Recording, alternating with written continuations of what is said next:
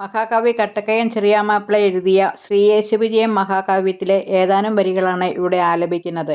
ഉണ്ണിയേശുവിന്റെ ജനനമാണ് കവി ഇവിടെ വർണ്ണിച്ചിരിക്കുന്നത്. അപ്പാവനാങ്കി ജഡരത്തിൽ നിന്നും മുപ്പാരിനു നാം വിഭുവിന്റെ പുത്രൻ അപ്പാതിരാ നേരമസാരനെ പോ ഇപ്പാരിലൻപോടവതീർണനായി സുരാഭതെല്ലും സ്ഫടികത്തിനൂനം ചേരാതെ കണ്ടപ്പുറമെത്തിടുമ്പോൾ ആരാമതൻ കുഷിയിൽ നിന്ന മന്നം പേരാളുമീശാൽമജനുത്ഭവിച്ചു. മാലിത്തിരിക്കും കലരാതെ കണ്ടും മാലിന്യമേശാതെയുമാ വിസാങ്കി കാലിത്തൊഴുത്തിൽ ഭുവനങ്ങൾ മൂന്നും പാലിക്കുവോനെ പ്രസവിച്ചു ചിത്രം. എന്നാളുമന്തതമിയന്നിരിപ്പോൾ ഒന്നാമതർക്ക പ്രഭ കണ്ടവണ്ണം അന്നാരിതൻ പുത്രനെ മാനസാബ്ജം നന്നായി പ്രസാദിച്ചവളുറ്റു നോക്കി.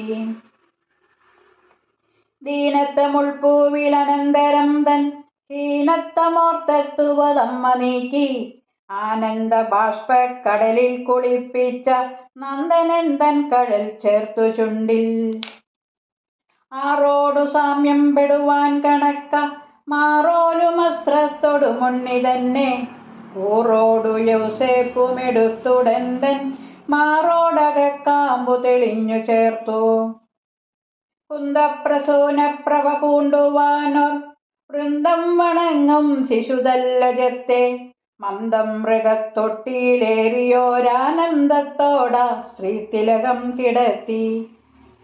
ആ നിർമ്മല ശ്രീപെടുമുണ്ണിതൻ പൂമെനിക്കിണങ്ങും വടിവും മഹസും മാനിച്ചു പിന്നീടവർ നോക്കി നന്നായി ധ്യാനിച്ചിതാശ്ചര്യമോടുൾക്കുരുന്നിൽ. ആറാത്ത ദാഹത്തോടും ഒട്ടനേകം നൂറാണ്ടു ദൈന്യക്കമിരുന്ന മൂലം കൂറാർന്നു ദേവൻ സുതനെ പരം മൽപ്പേറാൻ കണക്കുഴിയിലേക്കയച്ചോ. ആ തങ്കമേവർക്കുമൊഴിച്ചജസ്രം സാദം വളർത്തും സകലേശപുത്രൻ സ്വാതന്ത്ര്യമറ്റുള്ളൊരു പൈതലായി ശീതം നിമിത്തം വിറപൂണ്ടിടുന്നു.